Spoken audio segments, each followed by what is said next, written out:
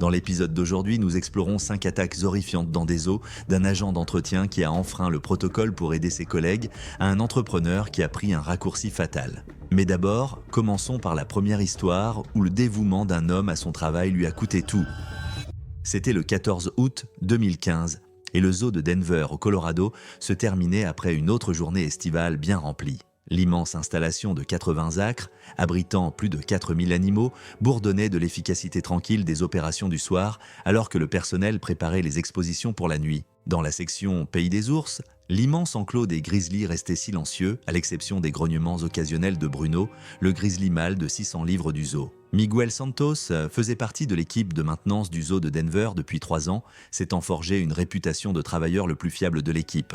À 29 ans, l'ancien ouvrier du bâtiment avait trouvé sa vocation en s'occupant de l'infrastructure qui assurait la sécurité des animaux et des visiteurs. Ses collègues savaient qu'ils pouvaient compter sur Miguel pour rester tard lorsque des réparations étaient nécessaires, travaillant souvent seul pour éviter de perturber les opérations diurnes. Le superviseur de Miguel avait mentionné plus tôt dans la journée que le budget de maintenance était très serré et que toute heure supplémentaire nécessitait l'approbation de 3 départements différents. Ce labyrinthe bureaucratique signifiait souvent que les réparations critiques étaient retardées de plusieurs jours, ce qui dérangeait la nature perfectionniste de Miguel. Il était fier de maintenir le zoo en bon état de fonctionnement, effectuant souvent de petites réparations de son propre chef pour éviter les tracas administratifs. Les ours grizzly sont parmi les prédateurs les plus puissants d'Amérique du Nord, avec des mâles adultes pesant entre 400 et 800 livres. Ces omnivores massifs possèdent une force incroyable, capable de courir à 56 km/h et de grimper aux arbres malgré leur taille. Leurs griffes peuvent atteindre jusqu'à 10 cm de long, conçues pour creuser et attraper des poissons, mais tout aussi efficaces comme armes. Les grizzlies ont un excellent sens de l'odorat, 2100 fois meilleur que celui des humains, et peuvent détecter de la nourriture à des kilomètres. Ce soir-là, Miguel avait remarqué un panneau desserré dans la barrière secondaire lors de son inspection de routine. La réparation nécessiterait normalement d'appeler le contrôle des animaux pour sécuriser Bruno dans son enclos de nuit, puis d'attendre qu'un superviseur approuve le travail en heures supplémentaires. Au lieu de cela, Miguel a décidé de s'occuper lui-même de la réparation rapide, estimant qu'il pouvait resserrer quelques boulons sans déranger personne. Il est entré dans le couloir de service entre les barrières, confiant que Bruno était en sécurité dans son enclos intérieur. Ce que Miguel ne savait pas, c'est que le système de verrouillage électronique de la tanière avait connu un dysfonctionnement plus tôt cet après-midi-là. Le superviseur de l'équipe de jour avait noté le problème dans le journal, mais n'avait pas eu le temps de terminer la réparation avant la fin de son service. Le verrou manuel de secours n'avait pas été activé, laissant Bruno libre de se déplacer entre ses espaces intérieurs et extérieurs. Alors que Miguel travaillait sur le panneau desserré, Bruno sortit de sa tanière dans l'enclos principal. Le grizzly massif, surpris par les bruits inattendus et l'odeur humaine dans son territoire, devint immédiatement agité. Quand Miguel leva les yeux de son travail, il se retrouva face à face avec 270 kilos de grizzly agités, séparés seulement par l'écart qu'il avait créé dans la barrière secondaire. L'attaque fut rapide et dévastatrice. La patte massive de Bruno frappa à travers l'ouverture que Miguel avait créée, ses griffes de 10 cm lacérant la poitrine et l'épaule de l'ouvrier d'entretien. La force du coup projeta Miguel en arrière, ses outils se dispersant sur le sol en béton. Le bras puissant de Bruno s'étendit davantage à travers l'ouverture, ses griffes s'accrochant à la chemise de travail de Miguel et le tirant plus près de la barrière. Le deuxième coup de patte de Bruno le frappa à la tête et au cou, les griffes de l'ours ouvrant de profondes entailles qui sectionnèrent des artères majeures. La force du grizzly était écrasante, chaque coup porté avec suffisamment de puissance pour briser les os et déchirer les tissus musculaires. Les mouvements de Miguel s'affaiblissaient à mesure que la perte de sang et le traumatisme submergeaient son système, son corps incapable de supporter les blessures dévastatrices infligées par les puissantes griffes de Bruno. La sécurité a découvert le corps de Miguel lors de la ronde du matin, l'ouvrier de maintenance ayant succombé à ses blessures seul dans le couloir de service hier. L'enquête a révélé le dysfonctionnement de la serrure électronique et la décision de Miguel de travailler seul sans suivre les protocoles de sécurité appropriés. Bruno a été transféré dans une installation plus sécurisée au Montana, tandis que le zoo de Denver a mis en place de nouvelles politiques obligatoires de systèmes de binôme pour tous les travaux de maintenance à proximité des expositions d'animaux dangereux.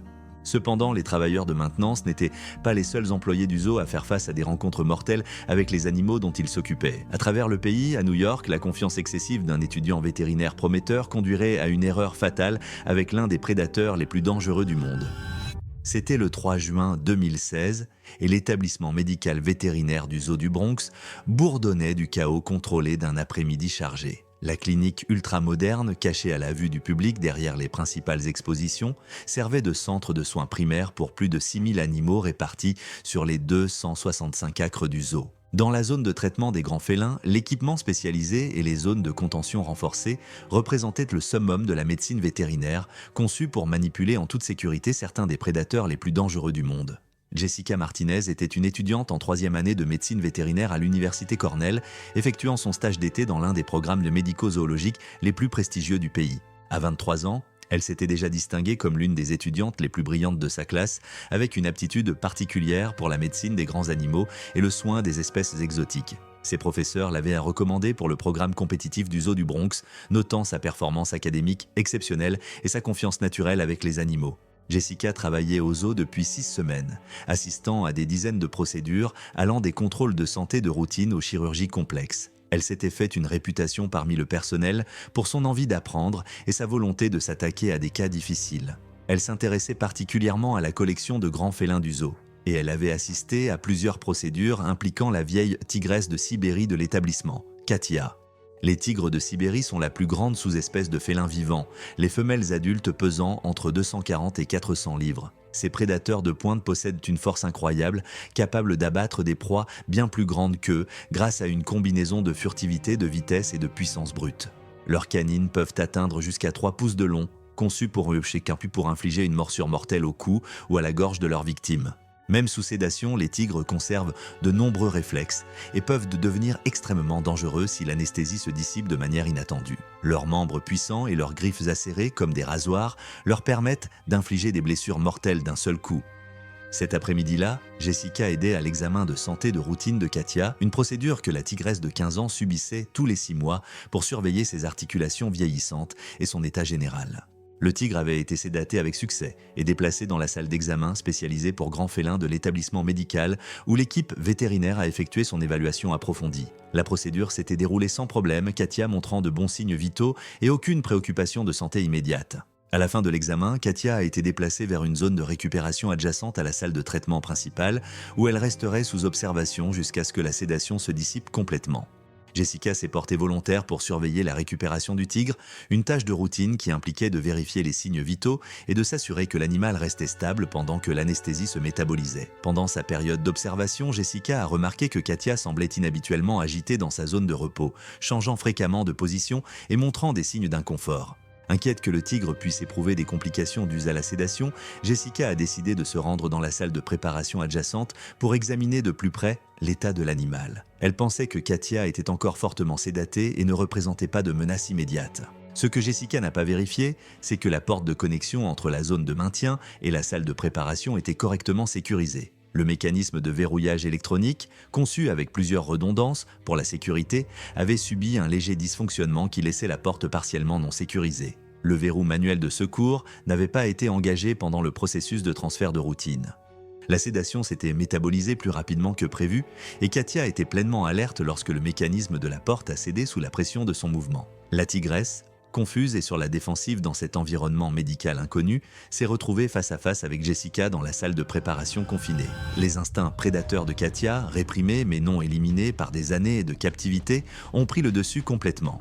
L'attaque de Katia fut rapide et précise, la massive tigresse se lançant sur Jessica avec une puissance explosive. Les tentatives de la jeune femme pour se retirer furent bloquées par l'équipement médical et la disposition confinée de la pièce, la laissant piégée avec 350 livres de tigre de Sibérie agités. Les puissantes mâchoires de Katia se refermèrent sur le cou et l'épaule de Jessica, ses canines de 3 pouces perçant des artères vitales et causant un traumatisme massif. Les pattes avant du tigre frappèrent le torse de Jessica avec une force écrasante, ses griffes acérées ouvrant de profondes entailles sur la poitrine et l'abdomen de l'étudiante. Les instincts naturels de tueuse de Katia la poussèrent à maintenir sa prise tout en utilisant ses puissantes pattes arrière pour lacérer le bas du corps de Jessica, infligeant des blessures dévastatrices qui sectionnèrent des vaisseaux sanguins majeurs et endommagèrent des organes internes.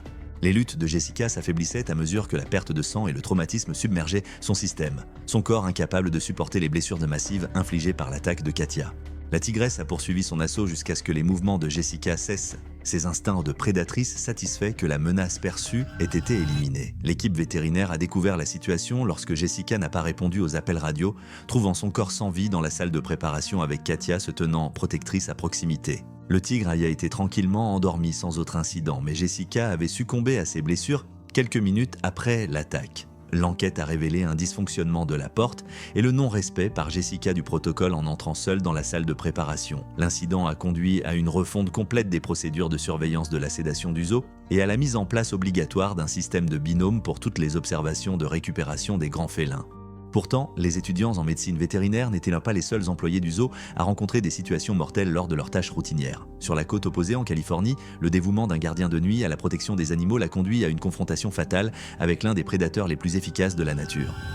C'était le 22 octobre 2014 et le zoo de San Diego s'installait dans le rythme tranquille de ses opérations nocturnes. L'installation mondialement célèbre, s'étendant sur 100 acres de Balboa Park, se transformait après la tombée de la nuit en un monde différent où les animaux nocturnes devenaient actifs et les sons du jour laissaient place aux appels mystérieux des créatures adaptées à l'obscurité.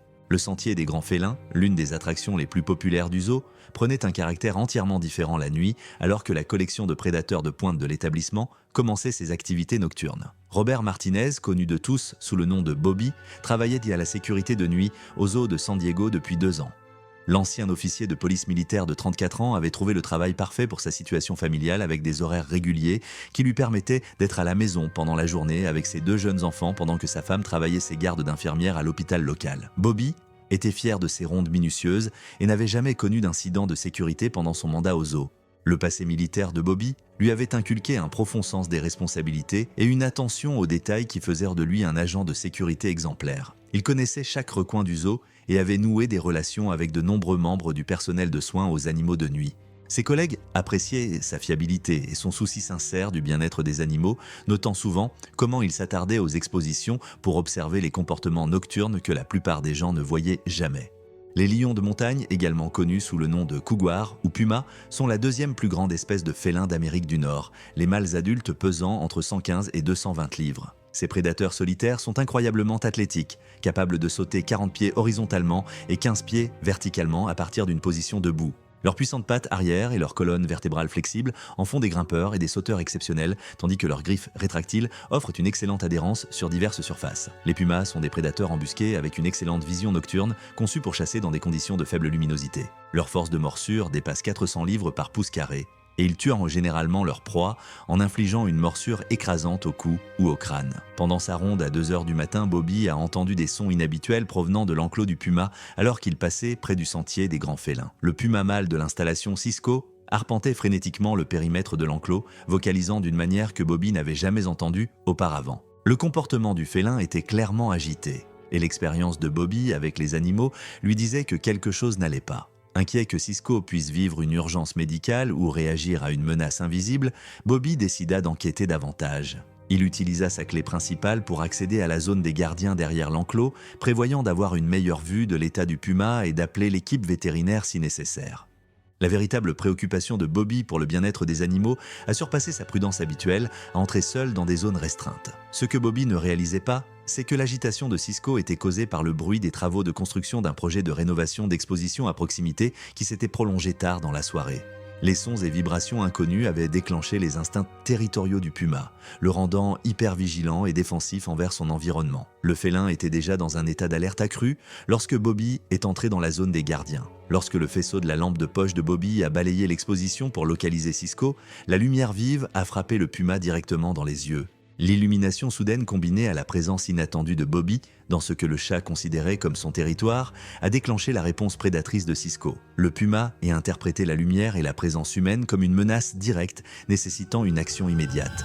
Le saut de Cisco était explosif et précis, le félin de 81 kg couvrant la distance jusqu'à la barrière intérieure en un seul bond. Ce que Bobby n'avait pas réalisé, c'est que la barrière de vision de la zone des gardiens était nettement plus basse que celle de la zone publique, conçue pour le personnel qui comprenait les protocoles de sécurité pour observer les animaux dangereux. Cisco a franchi la barrière facilement, atterrissant directement devant le garde de sécurité stupéfait. L'attaque du puma fut rapide et dévastatrice, ses mâchoires puissantes se refermant sur le cou de Bobby avec une force écrasante. La morsure de Cisco exerçait plus de 400 livres de pression par pouce carré, fracturant instantanément les vertèbres et sectionnant les artères principales. Les puissantes pattes avant du félin s'enroulèrent autour du torse de Bobby, tandis que ses griffes arrière lacéraient le bas du corps du gardien, ouvrant de profondes entailles qui provoquèrent une perte de sang massive. Les tentatives de Bobby pour se défendre étaient vaines face à la force supérieure et aux armes naturelles du puma. Les instincts prédateurs de Sisko le poussaient à maintenir sa prise sur le cou de Bobby tout en utilisant ses membres puissants pour infliger un maximum de dégâts. L'attaque a continué pendant plusieurs minutes alors que les efforts de Bobby s'affaiblissaient, son corps incapable de supporter les blessures dévastatrices. L'équipe du matin a découvert le corps de Bobby dans la zone des gardiens lorsqu'il n'a pas terminé sa ronde, avec Sisko qui arpentait à proximité dans un état agité. Le puma a été tranquillement anesthésié et transféré dans une installation plus sécurisée avec des barrières plus hautes et des protocoles de sécurité améliorés. L'enquête a révélé que Bobby avait suivi sa véritable préoccupation pour le bien-être des animaux mais avait enfreint les procédures de sécurité en entrant seul dans la zone des gardiens la nuit. Sa mort a conduit à une formation renforcée pour le personnel de sécurité et à l'installation de barrières de sécurité supplémentaires dans toutes les zones des gardiens. Pendant ce temps, les agents de sécurité n'étaient pas les seuls employés du zoo à faire face à des dangers inattendus lors des opérations de routine. Au cœur du Midwest, la décision d'un entrepreneur expérimenté de prendre un raccourci le mettrait sur le chemin de l'un des prédateurs les plus puissants d'Amérique. C'était le 18 mars 2017 et le zoo de Lincoln Park à Chicago bourdonnait de l'activité d'une mise à niveau majeure des infrastructures. L'établissement historique, l'un des derniers grands zoos à entrée gratuite aux États-Unis, était en plein milieu d'une modernisation complète du système électrique conçu pour améliorer à la fois l'efficacité énergétique et les systèmes de sécurité sur l'ensemble de la propriété de 35 acres.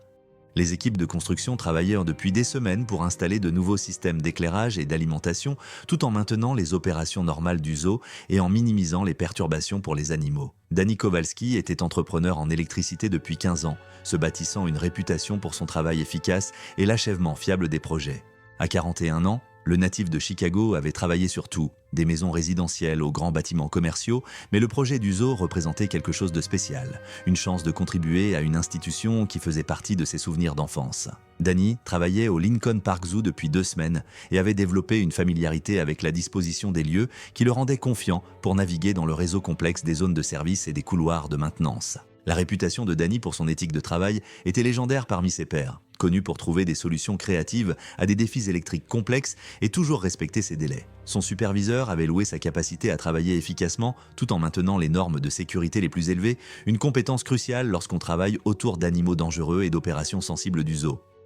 Cependant, le projet prenait du retard en raison de complications inattendues avec l'infrastructure électrique existante. Les jaguars sont la 3e plus grande espèce de félins au monde et la plus grande des Amériques, les mâles adultes pesant entre 200 et 300 livres. Ces prédateurs puissants possèdent la force de morsure la plus forte de tous les grands félins, capables d'écraser des carapaces de tortues et même des crânes de caïmans avec leurs mâchoires massives. Les jaguars sont d'excellents nageurs et grimpeurs, aussi à l'aise dans les arbres que dans l'eau, et leur musculature leur confère une force incroyable pour leur taille. Contrairement aux autres grands félins qui tuent généralement en étouffant leur proie, les jaguars infligent souvent une morsure fatale directement à travers le crâne, utilisant leur puissante mâchoire pour pénétrer l'os et le tissu cérébral. Leur pelage tacheté offre un excellent camouflage dans la lumière tachetée, les rendant presque invisibles lorsqu'ils restent immobiles dans la végétation. Lors de son dernier jour au zoo, Danny avait un retard considérable sur l'installation de l'éclairage de l'exposition des jaguars. Le nouveau système LED nécessitait de tirer des câbles depuis le panneau électrique principal jusqu'à plusieurs luminaires positionnés autour de l'exposition. Un travail qui prendrait normalement la majeure partie de la journée. L'itinéraire standard nécessitait de faire passer les câbles tout autour du périmètre de l'exposition, ajoutant plusieurs heures au processus d'installation. Danny a remarqué que le tunnel de service de l'exposition des jaguars, conçu pour l'accès à la maintenance et l'évacuation d'urgence, offrait un chemin direct qui réduirait de moitié son temps d'installation. Le tunnel passait sous l'exposition et émergeait près du panneau électrique principal, éliminant ainsi le besoin de faire courir le câble le long du périmètre. Danny supposait que Luna, la femelle jaguar du zoo, serait enfermée dans son enclos intérieur pendant le programme de nourrissage de l'après-midi. Ce que Danny n'avait pas prévu, c'était le comportement alimentaire imprévisible de Luna. La jaguar avait refusé son repas de l'après-midi, une occurrence pas rare que les gardiens surveillaient, mais ne considéraient pas alarmante. Au lieu de se retirer dans son enclos intérieur comme prévu, Luna était restée dans l'aire d'exposition extérieure, dissimulée dans la végétation dense, près de l'entrée du tunnel, où la lumière tachetée rendait son pelage tacheté presque invisible. Lorsque Danny est sorti du tunnel de service avec son équipement électrique et son câble, il a surpris Luna à très courte distance. Le jaguar, déjà en alerte à cause des sons et des odeurs inhabituelles liées aux travaux de construction, a interprété l'apparition soudaine de Danny comme une menace directe pour son territoire. Les instincts prédateurs de Luna, affinés par des millions d'années d'évolution, prirent complètement le dessus. L'attaque de Luna fut explosive et précise, la Jaguar de 220 livres se lançant sur Danny avec une force dévastatrice. Ses puissantes mâchoires se refermèrent sur la tête et le cou de Danny, exerçant une force de morsure de plus de 1500 livres qui fractura instantanément son crâne et sectionna sa moelle épinière. Les énormes dents canines du jaguar, conçues pour pénétrer l'os, causèrent un traumatisme catastrophique au cerveau de Danny et à ses vertèbres supérieures. Les puissantes pattes avant du jaguar s'enroulèrent autour du torse de Danny tandis que ses griffes arrière lacéraient son corps, ouvrant de profondes entailles qui sectionnèrent des artères majeures et causèrent une hémorragie interne massive. La technique de chasse naturelle de Luna, affinée à travers d'innombrables générations de prédation réussies, s'est avérée dévastatrice contre sa victime humaine. L'équipement électrique de Danny était éparpillé sur le sol tandis que Luna poursuivait son attaque, ses instincts de prédatrice la poussant à s'assurer que la menace perçue était complètement éliminée. Les luttes de l'entrepreneur cessèrent en quelques instants alors que le traumatisme massif à sa tête et à son cou s'avéra instantanément fatal. Le personnel du zoo a découvert le corps de Danny 1 heure plus tard lorsqu'il n'a pas fait son rapport à son superviseur comme prévu. Luna a été trouvée à proximité, encore agitée mais plus agressive, et a été tranquillisée sans incident. L'enquête a révélé que Danny avait enfreint les protocoles de sécurité en utilisant le tunnel de service sans se coordonner avec le personnel de soins aux animaux. Luna a été transférée dans une installation avec un accès aux services plus sécurisé tandis que le Lincoln Park Zoo a mis en place de nouvelles procédures de communication obligatoires pour tous les entrepreneurs travaillant à proximité des enclos des animaux. Cependant, les entrepreneurs n'étaient pas les seuls civils à se retrouver dans des rencontres mortelles dans les zoos. Dans le sud, au Tennessee, la nature compatissante d'une enseignante retraitée la conduirait à un malentendu fatal avec l'un des omnivores les plus imprévisibles d'Amérique du Nord. C'était le 7 septembre 2013 et le zoo de Memphis se calmait après un autre samedi chargé alors que le soleil de fin d'après-midi projetait de longues ombres sur les 70 acres de l'installation. Le département éducatif venait de terminer son dernier programme de la journée et les bénévoles terminaient leur tâche de nettoyage avant de rentrer chez eux. Dans l'exposition des ours noirs américains, les 3 ours de l'établissement s'installèrent dans leur routine du soir, la plupart des visiteurs étant passés à d'autres attractions à l'approche de l'heure de fermeture. Patricia Williams, connue de tous sous le nom de Patty, était bénévole au zoo de Memphis depuis 6 mois après avoir pris sa retraite d'une carrière de 30 ans en tant qu'enseignante à l'école primaire. À 52 ans, elle avait trouvé un nouveau but en éduquant les visiteurs sur la conservation de la faune et avait développé une affection particulière pour l'exposition des ours noirs américains du zoo. Sa nature douce et son talent naturel pour l'enseignement faisaient d'elle une favorite parmi le personnel et les visiteurs, et elle restait souvent après ses heures de bénévolat pour observer les animaux qu'elle avait appris à aimer.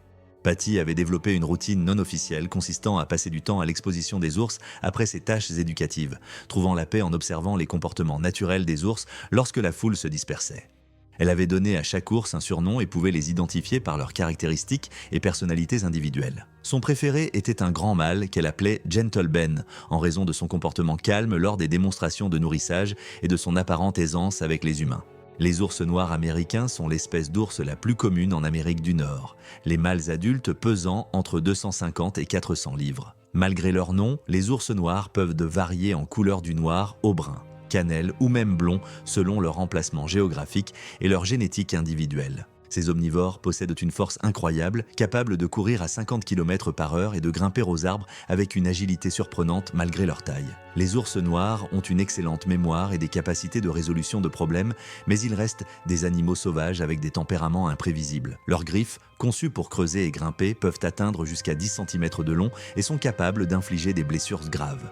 Bien que généralement moins agressifs que les grizzlies, les ours noirs peuvent devenir extrêmement dangereux lorsqu'ils se sentent menacés ou protègent des sources de nourriture. Après avoir terminé ses tâches de bénévole cet après-midi-là, Patty a remarqué quelque chose d'inhabituel lors de son arrêt habituel à l'exposition des ours. Ben semblait avoir un débris coincé dans sa fourrure près de la clôture, ce qui ressemblait à un morceau de plastique ou de papier qui le gênait alors qu'il se déplaçait dans l'exposition. Les instincts d'enseignante de Patty se sont manifestés et elle s'est sentie obligée d'aider à enlever ce qu'elle percevait comme des déchets qui pourraient nuire à l'animal auquel elle s'était attachée. Croyant que Ben la reconnaissait comme une présence amicale grâce à ses visites régulières depuis des mois, Patty s'est approchée de la clôture extérieure de l'exposition. Les débris semblaient être à portée de main si elle tendait le bras à travers la barrière en maillot de chêne et elle était convaincue que son approche douce n'effraierait pas l'ours qu'elle considérait comme docile et digne de confiance. Ce que Patty ne comprenait pas, c'était que Ben, malgré son comportement calme pendant les heures de nourrissage supervisé, restait un animal sauvage avec de puissants instincts prédateurs qui pouvaient être déclenchés de manière imprévisible. La reconnaissance apparente de l'ours envers les visiteurs réguliers était en réalité un comportement appris, associé à des récompenses alimentaires, et non une véritable affection ou confiance. Lorsque la main de Patty est passée à travers la clôture, les instincts de Ben ont interprété le mouvement soit comme une offre de nourriture, soit comme une menace potentielle nécessitant une investigation. La réaction de Ben fut rapide et dévastatrice. L'ours de 350 livres attrapa le bras tendu de Patty avec ses puissantes mâchoires, ses dents perçant muscles et os, tandis que sa force incroyable la tirait contre la clôture avec une force écrasante. Les tentatives de Patty pour retirer son bras ne firent qu'activer la réponse naturelle de Ben de retenir une proie qui se débat, la pression de sa morsure augmentant alors qu'elle essayait de s'échapper. Les puissantes pattes avant de l'ours agrippaient la clôture tandis qu'il utilisait sa force massive pour tirer davantage le bras de Patty à travers l'ouverture de la barrière. Les griffes de Ben, chacune de plus de 3 pouces de long, ont lacéré le bras et l'épaule de Patty, ouvrant de profondes entailles qui ont sectionné des artères majeures et causé une perte de sang massive. Le comportement alimentaire naturel de l'ours a pris le dessus alors qu'il commençait à consommer la chair du membre piégé de Patty. Les cris de Patty résonnaient dans la zone de l'exposition, mais le zoo était presque vide alors que l'heure de fermeture approchait et aucun membre du personnel n'était à proximité immédiate pour répondre à ces appels à l'aide. Ses luttes s'affaiblissaient à mesure que la perte de sang et le choc submergeaient son système, son corps incapable de résister au traumatisme massif infligé par les puissantes mâchoires et griffes de Ben. Le personnel du soir a découvert le corps de Patty lorsqu'ils sont arrivés pour les procédures de fermeture, la trouvant effondrée contre la clôture avec Ben, toujours protecteur de sa proie. L'ours a été tranquillement endormi avec succès, mais Patty avait succombé à ses blessures dues à une perte de sang massive et à un traumatisme. L'enquête a révélé que Patty avait violé les protocoles de sécurité en passant à travers la barrière, malgré ses bonnes intentions d'aider l'animal. L'incident a conduit à l'installation de clôtures à double barrière dans tout le zoo et à des politiques de supervision plus strictes pour les bénévoles. Ben a été relogé dans un sanctuaire où le contact humain était plus strictement contrôlé. Merci d'avoir regardé. Cliquez sur la vidéo suivante pour découvrir pourquoi même les professionnels les plus expérimentés peuvent être victimes des prédateurs les plus dangereux de la nature.